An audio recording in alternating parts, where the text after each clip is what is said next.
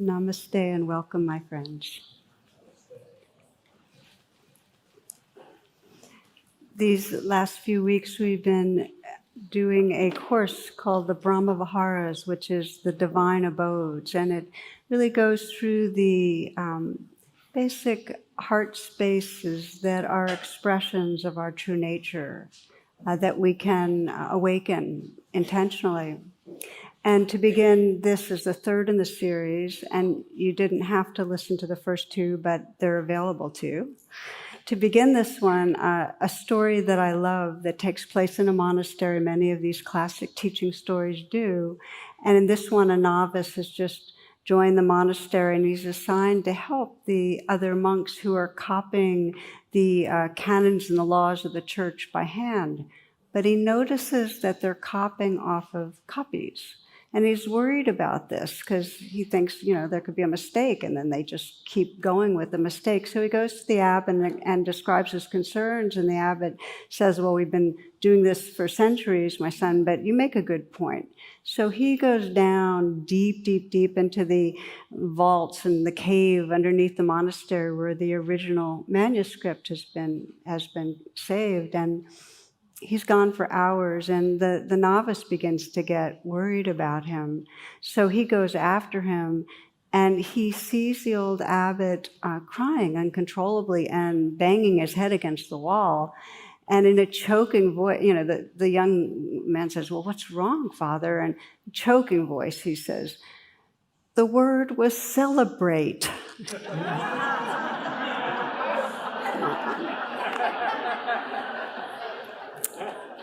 So this has everything to do with tonight's theme, which is joy, which is really the heart celebration of life. And just by way of review, the first week that we explored these expressions of the awakened heart mind, we looked at what's called metta in the Pali, which is loving kindness or loving presence, which is evoked when we sense the goodness and the beauty that's here, that's natural in our life. And the second class was on compassion, which is the quality of heart and tenderness that arises when we become aware of the very real vulnerability and suffering.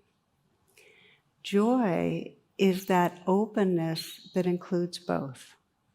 Joy includes the 10,000 joys and the 10,000 sorrows, and it's the actual experience of aliveness and openness when we just let ourselves be available to the whole play of existence. So in Buddhism, when these are taught, these states of heart-mind, often the focus is, if the word is mudita, on sympathetic joy, which is when that openness and aliveness is beholding another person's happiness and just celebrating that. So we'll include that, but also more broadly, the heart-mind when we are in joy. And again, just to say that this is a natural capacity. It's in each of us and our wiring to experience joy, and it can be cultivated. So I'd like to share a quote that has been with me over the years by Andre Gide, which is, know that joy is rarer, more difficult, more beautiful than sadness. Once you make this all-important discovery, you must embrace joy as a moral obligation. Okay. So I want to unpack that a little, because those are strong words. Rare. I recently talked to a student who had listened to a number of classic Buddhist talks on mudita and sympathetic joy, and said that in a way they made him depressed because these joy talks had this state that he was supposed to feel if he was really awake, but he just didn't. He said, I'm not like a miserable person, but I don't go around with that feeling of celebrating life. And in a way, I thought that was really important to have him say out loud, because so many of us, when we hear talks on happiness or joy think in some way, well, I could try real hard to be there, but that's just not where I am. And, are we trying to dial ourselves to a different level of experience? And what if I just don't feel it so much? And so I'd be interested in having you take a pause right here at the beginning and checking in. And this is a kind of a close your eyes and reflect for a moment.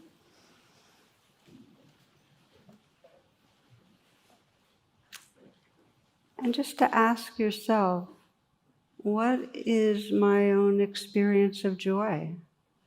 Do I experience it much? And I'll use the word happiness interchangeably, the kind of happiness that's very embodied and energetic and alive. Do you experience that much? In the last few days, were there moments of real happiness? We sometimes call it happy for no reason, or it's not hitched to the weather being glorious, but just happy. Open, alive. Today, what was it like?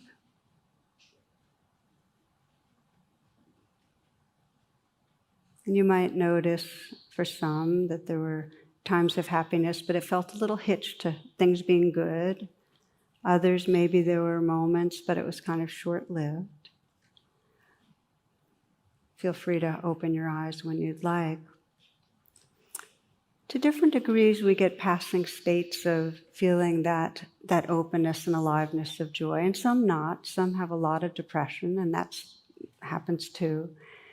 But it's not so common that we have the trait of joy. We might have passing states, but it's not so common that it's kind of an enduring, accessible part of our being. More of the time, there's a sense of a stressed person trying to get somewhere else, trying to get through the day. Can you relate to that? At least I noticed that. So I read you another favorite, and this is a poem by the poet Hafez. What is the difference between your experience of existence and that of a saint? The saint knows that the spiritual path is a sublime chess game with the divine, and that the beloved has made such a fantastic move that the saint now is continually tripping over joy and bursting out in laughter and saying, I surrender. Whereas, my dear, I'm afraid you still think you have 1,000 serious moves. 1,000 serious moves. So there's something in us that kind of knows that we get grim and we are kind of leaning forward, looking at what is going to go wrong or what's challenging. It's that thing of life being a problem to solve, rather than a mystery to be lived, that kind of a mindset. And so we get back to Andre Gide with the word obligation. How could joy be an obligation? And my understanding of the word obligation is in the same way that we feel a commitment to really manifesting our full potential.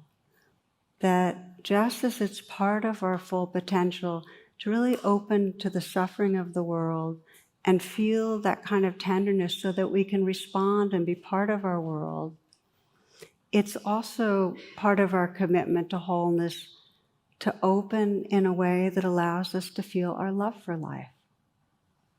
Well, Mary Oliver puts it this way. She says, my work is loving the world. My work is loving the world. I'll read a little bit more. She says, am I no longer young and still not half perfect?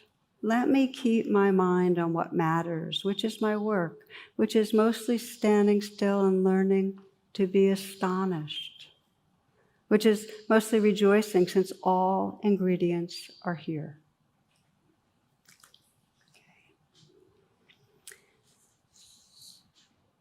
Some years back, one friend in our community here shared a conversation she and another woman had had. They were in a cancer support group together. Both had gone through pretty serious, they were survivors, but very scary season of life. And her friend had asked her, what would it be like for you to think that something good was going to happen, rather than something bad was going to happen? Like something good's going to happen tonight or tomorrow. What would it be like to think that? And my friend said, totally weird, and, because this wasn't her habit. And then her friend said, good, now try it. So take a moment and let's try it together, okay?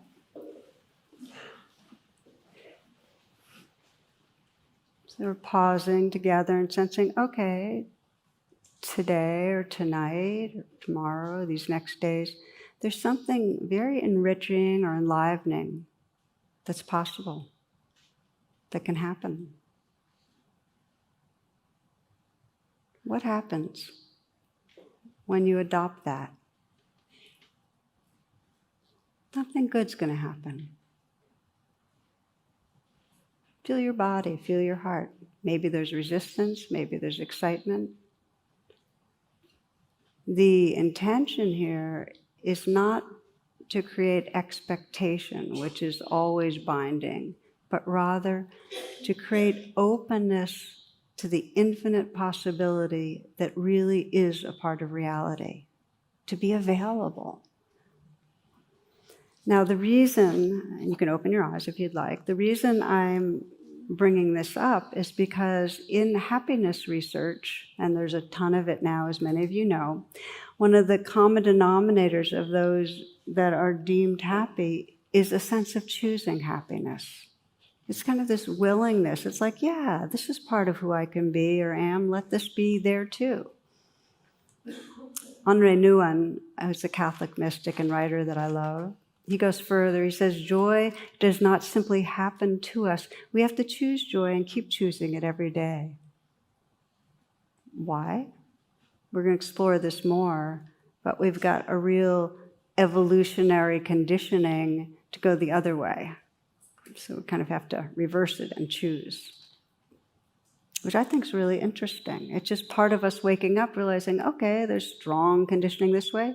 Need to more actively choose something. Okay, so let's look closer. And the inquiry I'd like to invite you into is the question of really what is between me and feeling more joy in my life. And it's a question I'm hoping that you'll engage in with real curiosity, not judgment, as we sense, well, what blocks it? I mean, if joy is this feeling of openness and aliveness, this embodying happiness, it's not mental. What gets in the way? So we need to shine the light of awareness. If we're to wake up out of the trance that keeps us grim, we have to look at it some, which is what we're doing. And most of the time, when we're not feeling that presence and aliveness and openness, we're in a trance of wanting life different. There's this bottom line perception that it shouldn't be like it is, it should be different to be okay. And it takes two forms. Either it should be different because something's missing right now. I need something more to be full. Or it needs to be different because something's wrong. So we're just gonna take them one by one. And I invite you to listen for where in your own life the something's missing or something's wrong trance is there. Because if you can start noticing it, you can unhook, okay? All right, so something's missing. My favorite way of thinking about this is if only mind. That we're in this, when we have a feeling something's missing, there's this delusion that if only I had such and such, then I'd be happy or okay. And we do if only with real big things, if only I had the right partner, or if only I had the right job, or if only I could have a child, like real big ones. We have this sense that if we had that, then we'd be happy. So you might just sense where that is true for you. If only I was really healthy. I mean, there's things that you'd think, well, yeah, it sounds like it could make someone happy, but hang on, because what we find out is that if onlys don't work. And I'll get into that in a moment. A lot of our if onlys come up when we're comparing ourselves to each other. We see somebody else that is being really successful in a certain way, or that has, the perfect family, or the perfect body, or in some way is meditating and exercising a lot. Well, if only I could do that. I mean, even the really good sounding if onlys, they can be troublesome, okay? And then we do if only in a more subtle way throughout the day. Oh, if only I could sleep a little bit longer. If only I could get a seat on the subway, or if only there wasn't traffic, if only I could get this project done, or if only so-and-so would do their part, or if only I could get home before the traffic, or if only I could have that glass of wine, or another bowl of ice cream. There's these little background if-onlys that move us through the day. When we're in if-only mind, whether it's for the partner or for the bowl of ice cream or whatever, we're leaning forward, okay? We're not in the one place where we can actually find true happiness and openness and presence. We're leaning forward. And when it's a habit, we're always on our way somewhere else. We always think we should be doing something else. We think life should be different. And that's a habit that I call it insidious, because if it's a habit, it means we're going to be at the end of our life and we'll have if only'd ourselves right through to the end. So there's if only mind. And then there's the other side of the trance, which is something's wrong. Now with only mind, we're leaning forward. If only, we're on our way somewhere else.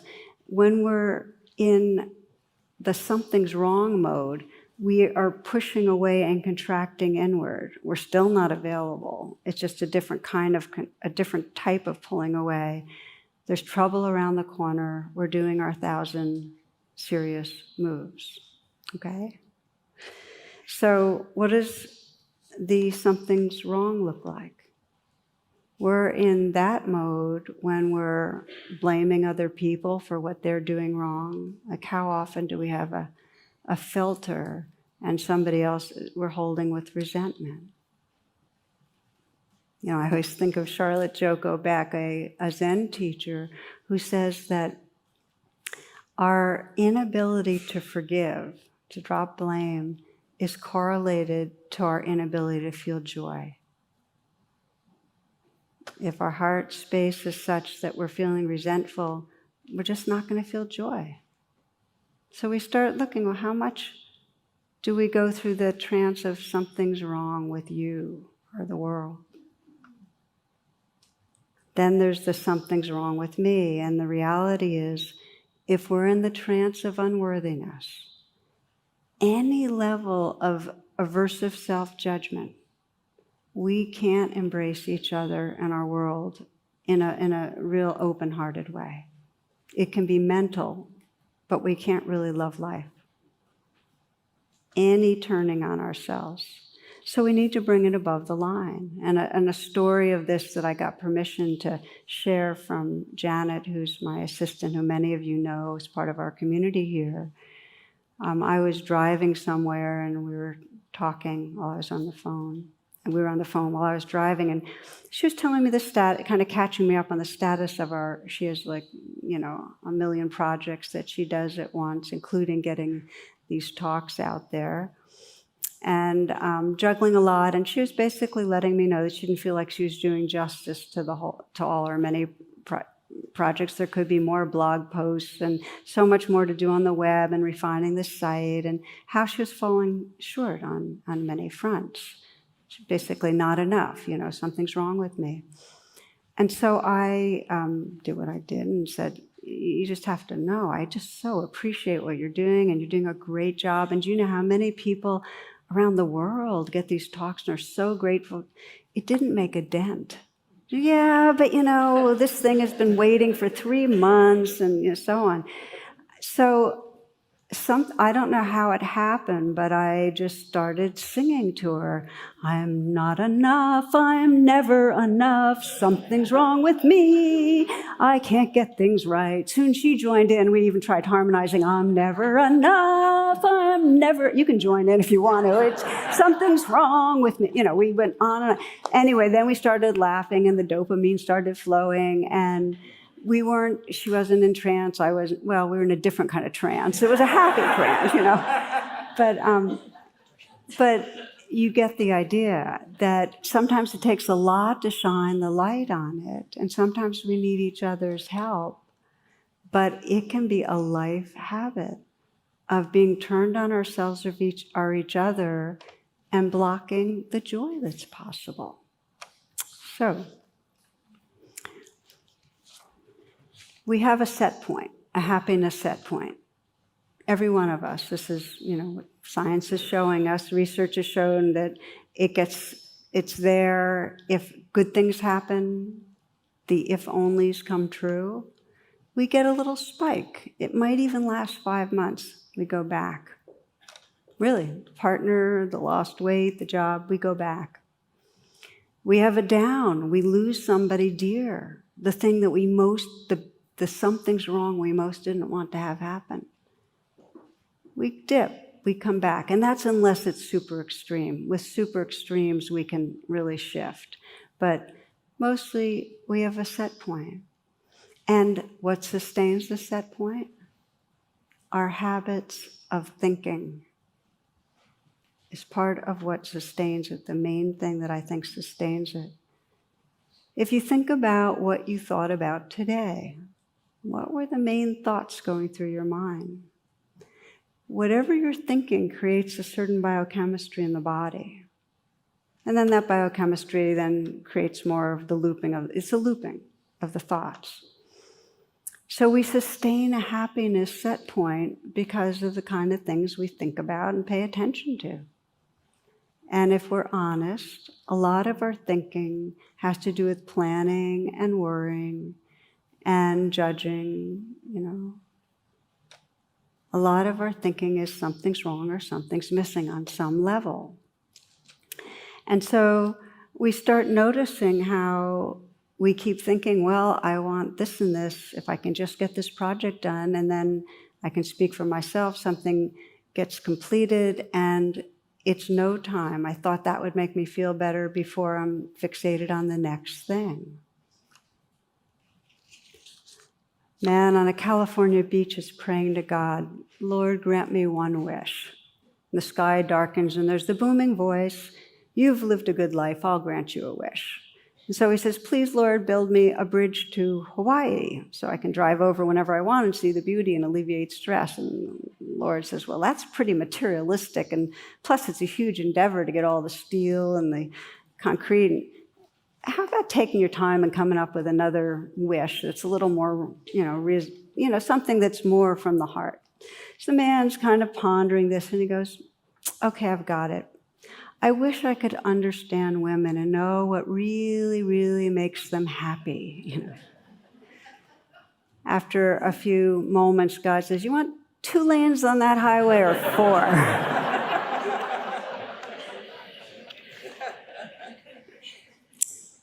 The deeper question is understanding happiness itself, and really what changes that set point.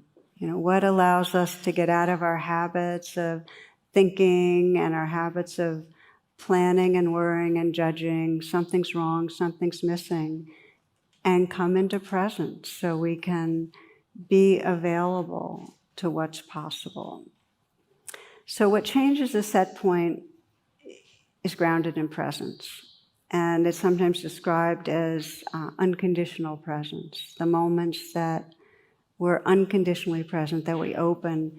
Anthony DeMello puts it this way. He says, when there's absolute cooperation with the inevitable, okay? We just open to how it is.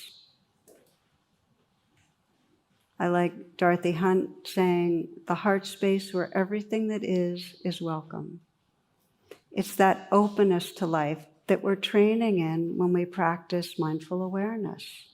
We're training to have things arise inside us, and rather than pushing them away or grasping on, just being with moment to moment. That is the power of the training.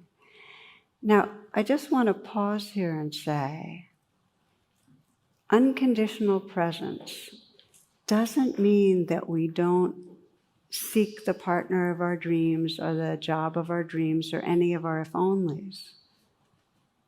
We still are going to go for what we want.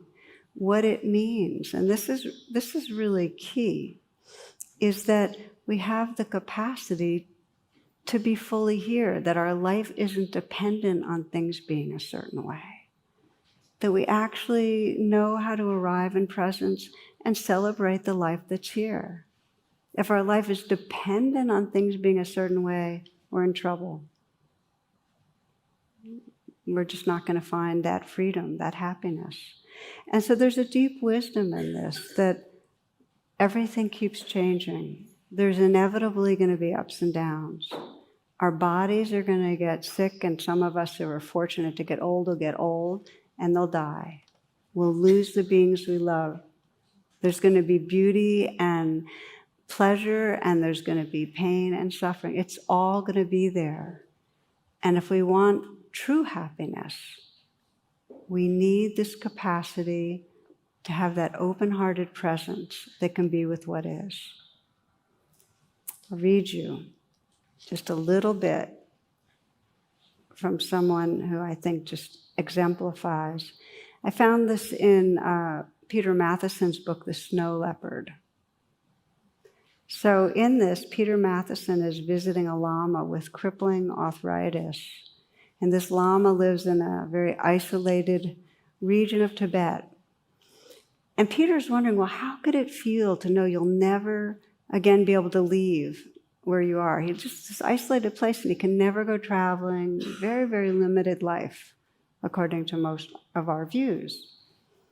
So he, through an interpreter, asks this lama that question, and he writes, this holy man of great directness and simplicity, big white teeth shining, laughs out loud in an infectious way at the question. Indicating his twisted legs without a trace of self-pity or bitterness, as if they belong to all of us, he casts his arms wide to the sky and the snow mountains, the high sun, dancing sheep, and cries, of course I'm happy, it's wonderful, especially when I don't have a choice. Of course I'm happy, it's wonderful, especially when I have no choice. Matheson says he feels like he's been struck in the chest with the power of this wholehearted acceptance. This is the key to joy. This capacity to open ourselves to how life is in this moment without condition. Like right now, yes. It's that saying yes, right now. When we do that, when we kind of let go of I need to have this in order for it to be okay, there's a freedom. And this is a little playful, but I wanted to share JOMO, which is the joy of missing out. You know FOMO, right? The fear of missing out. This is JOMO. Here's a little poem for you.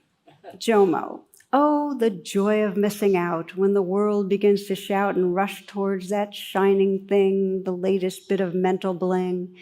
Trying to have it, see it, do it. You simply know you won't go through it. The anxious clamoring and need, this restless, hungry thing to feed. Instead, you feel the loveliness, the pleasure of your emptiness. You spurn the treasure on the shelf in favor of your peaceful self, without regret, without a doubt. Oh, the joy of missing out. So how, then, do we move from the trance where we're very much wanting the next bit of bling in some way, or very much wanting things different, to this openness, this presence that's possible. And it begins, as we began in this class, to notice the trance. As Janet was doing, noticing, oh, I'm not enough, just beginning to notice, oh, there it's going again. Noticing it. I know for myself, I catch myself over and over in what I just mentioned, that if I could just get this done, I'll feel better. And I'm curious how many of you have that one going. Just one more thing checked off the list, then I'll be able to relax. Okay, I see good hands. I'm not alone. Thank you. So what happens is, because it's very familiar, and I noticed this morning I do a regular morning hike, and then I was taking a hot shower and started planning what I was going to do in the day, and realized, I love hot showers. Why am I planning? I could be enjoying the heat of the water just pouring over my back. It's so conditioned to be leaning forward. So the practice here, the joy practice of presence, is to notice when we're in the trance, whether it's the something's wrong or something's missing, the planning or the judging, and just say, right now, this, right here. In some way, reopening and surrendering to how it is right now, right here. And I know for myself that when I do, even when what I come back to is anxiety, because often the planning is coming out of anxiety, and I then be with the anxiety. It's I make that U-turn from the mind leaning ahead and planning to just being with anxiety. If I stay with some kindness, probably in about 30 seconds, there's a real sense of goodness in that presence, a little more space, a sense of here-ness, a sense of, okay, I'm glad I chose to be here. Gratification, that's the beginning of the joy, that space and aliveness that's right here. Let's practice this a little. Let's just check in on this part. So in this pause, I'd like to invite you to scan and sense where you might have some if-only mind in your life, where you're wanting something different, and where that may affect a lot of your moments, where you find you're very regularly trying to have something more, whether it's getting a project done, or whether it's you're waiting and excited about having something, a new possession, or a different job, or something change in an important relationship, or somebody else change, and be more who you want them to be. Somewhere that you want life different.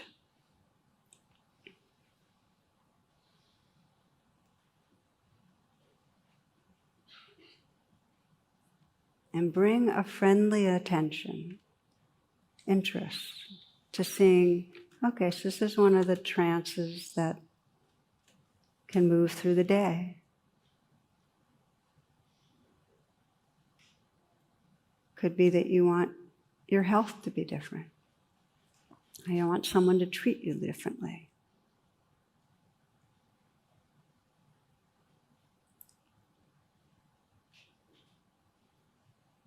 To recognize the trance, see where it comes up. What's it like when you're wanting things differently? See if you can go inside it a little, get familiar. Because the more you're familiar,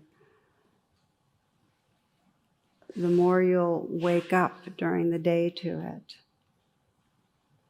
If you're wanting yourself to be different, you might not sing right now about it, but just sense the voice in the mind that's telling you you should be different. Hear it.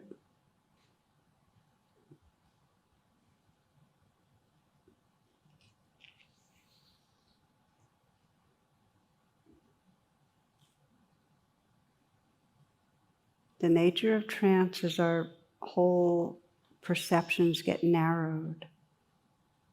Notice how that is, that when you're really wanting something different, wanting another person different or yourself different, how your mind is narrowed and your heart has contracted.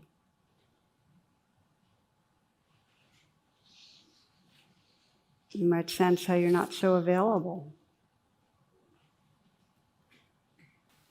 Sense how your body feels when you're wanting things different, the dissatisfaction, the anxiety, the unpleasantness of that.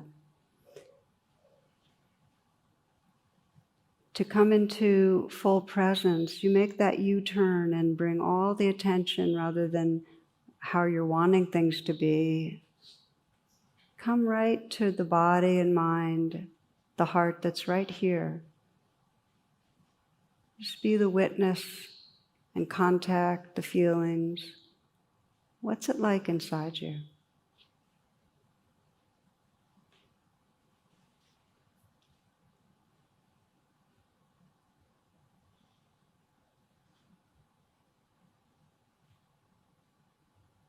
Notice that you can deepen presence if you add a kindness to it.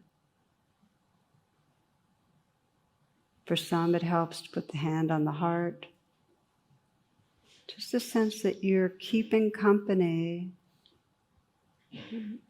inviting yourself into that presence, that unconditional presence with what's right here. The heart space where everything that is welcome. You're just letting life be.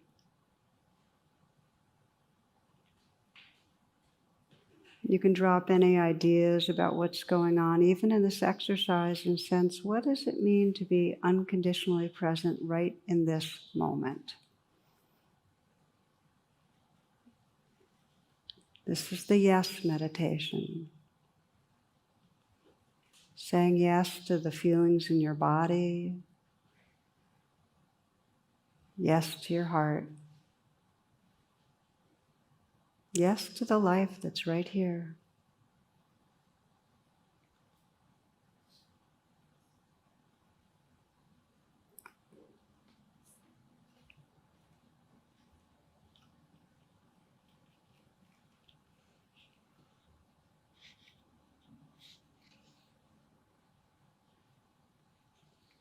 And take a few full breaths. And if you'd like to open your eyes, please do. If you'd rather meditate with your eyes closed, it's fine. So the first pathway that really is the grounds of joy is just coming right into presence with what's right here. And if you're in the midst of the trance, presence will often have some layers of unpleasantness, the anxiety that was driving you. Coming right into unconditional presence. And the key word is yes. You're saying yes to the life that's here. It's the heart space that everything is welcome in. Now there's a second pathway to joy I want to bring in that I spoke to a little bit earlier. It's sometimes described as gladdening the mind, where you're on purpose paying attention to what will bring up joy.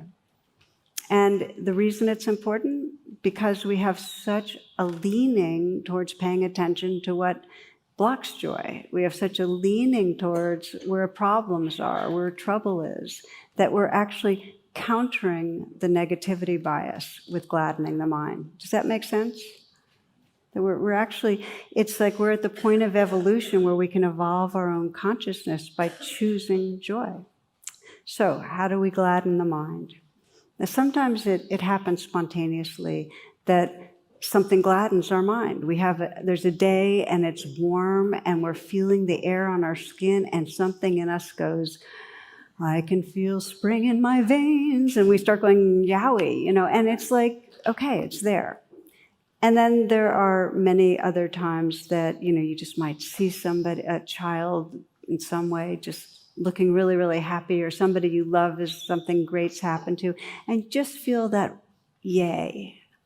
So there's spontaneous ways that the mind gets gladdened. There's also a way that we can, on purpose, gladden our minds. And you can gladden your mind by doing things that you love to do, by going to beautiful places or being with people you love to be with, whatever it is, gardening or listening to certain music. That's one way. Then there's ways of gladdening your mind by reflecting on what you're grateful for. There's so much research now, on the effect on depression and on the effect on, really our whole body and mind, if you just take the time each day to remember 3 things you're grateful for. Get a gratitude buddy, All you have to do is email, just agree to email. You don't have to be conversant. You don't have to say, I hope you've had a nice weekend. Just 3 things that you're grateful for, and they send it to you. And it's amazing to have that accountability. And it changes, really, the body-mind chemistry. You can gladden the mind with metta, or loving kindness, by bringing to mind someone you care about and sensing the goodness and what you love, and that can bring up warmth and gladden the mind. So the first step in gladdening the mind is to have an experience like that. But there's a second step, and this is where I want to spend a few minutes, because this is the step that's missed. That we often will have a lovely experience, like we'll feel the warmth of that spring-like air and go, wow. But we don't pause and let it sink in. Now, why is that important? When we have negative experiences, they go right into our implicit memory, which shapes our feelings about life.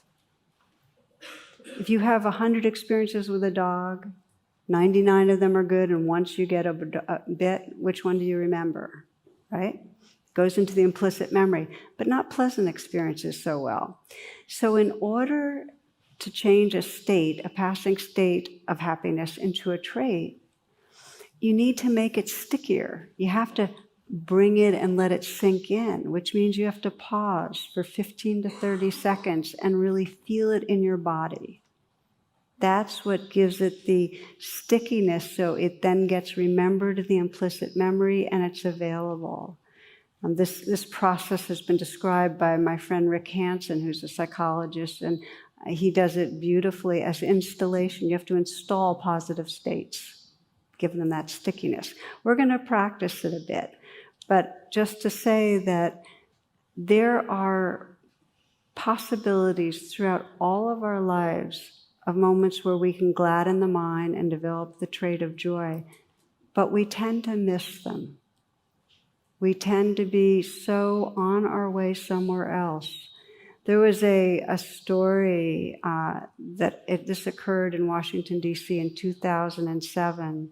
I think of often. It took place in a Washington, D.C. metro station, a cold January morning. There's a man with a violin, and he played 6 Bach pieces. It took about 45 minutes, and during that time, about 2,000 people went through the station, most of them on their way to work. And he played continuously. Only 6 people stopped to listen.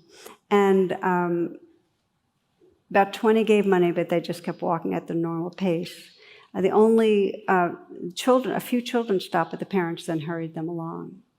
So as it turns out, no one knew this, but the violinist was Joshua Bell, who, if you know, is one of the most famous and great musicians in the world. And he played one of the most intricate pieces ever written on a violin that was worth $3.5 million. He had just played 2 days before in a theater in Boston where the seats averaged $100 a seat. And there he was in the subway, and everybody's just rushing by and not listening. And I think it's one of the best social science experiments that I've ever heard, because it tells us, or it makes us ask ourselves, how much do we miss? How much do you miss each day? Where there's a possibility to have contact with somebody that could warm up your heart, or to take in some beauty, or some sense of wonder, sense of the mystery of things. Where you could pause and really get back in touch with yourself, your own breath, and sense a little of that space of presence that is mysterious and is beautiful. We miss a lot. So it's a choice, this choosing for presence. And we need to have the experience and then install it, let it be savored. So we're going to close with a little bit of a practice, but I just wanted to say that if you'll remember, we started this talk with that sense of celebrating life. Mary Oliver puts it, my work is loving the world. And this is the potential for each of us. The Buddha said that I would not be teaching this if genuine happiness and freedom were not possible. I wouldn't be teaching this. So to know that we can see it in our children, that possibility of joy. We can see it in ourselves when we get relaxed. We need to attend to the suffering so we can respond to our world with care, and we need to attend to the whole beauty and mystery of it all so that we're fully energized and experiencing our full aliveness. So in that spirit, I'd like to invite you to take a moment to, again, adjust how you're sitting and close your eyes.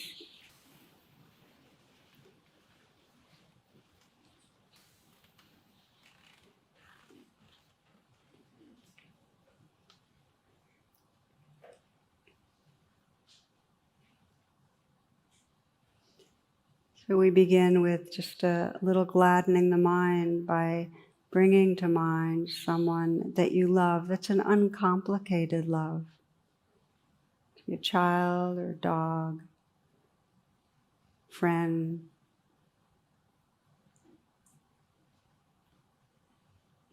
And a way to bring that being to mind is just to imagine them when they're happy, when they're joyful or full of aliveness.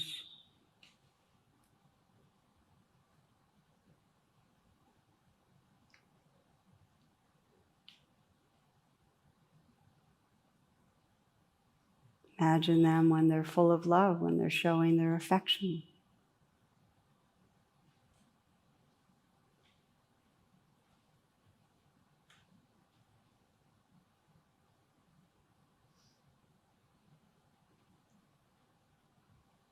It's a simple way to gladden the mind, just to sense that being that you love, their eyes glowing, a lot of affection and aliveness. You might even mentally whisper their name and say, thank you. Just feel your heart. Just feel the spreading of warmth. Just kind of let it soak into you, that warmth and the tenderness. Kind of like water being absorbed into a sponge.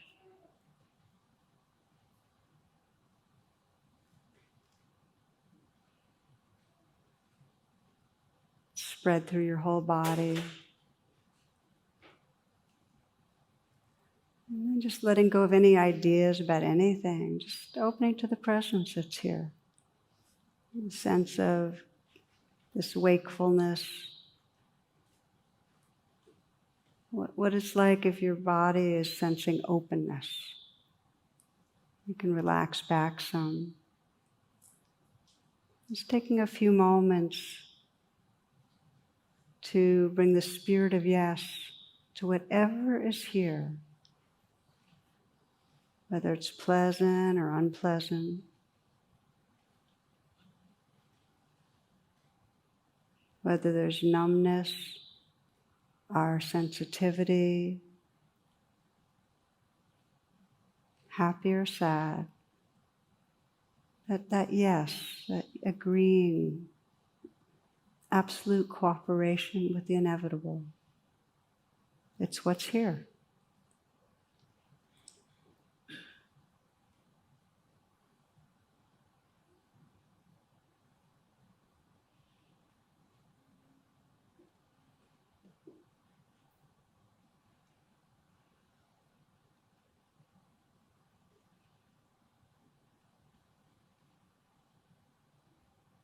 You might sense, how much can I relax with the life that's right here?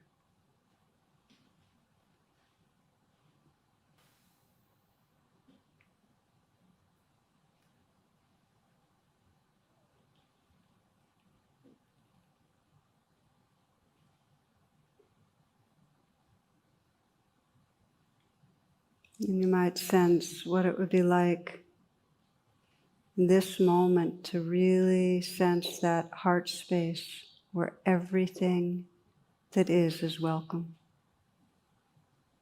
Who would you be?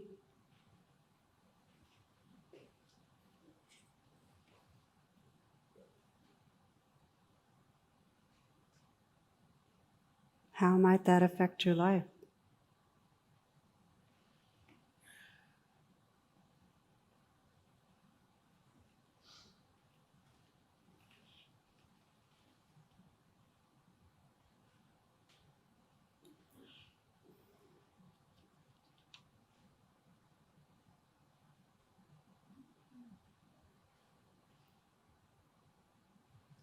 Lama Gendin Rinpoche says, happiness cannot be found through great effort and willpower, but it's already there in relaxation and letting go.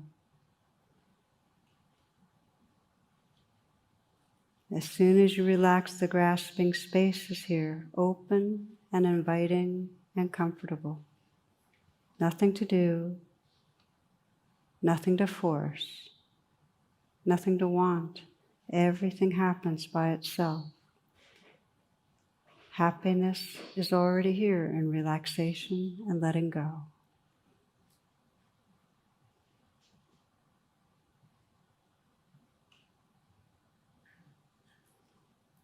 Namaste, and thank you for your attention.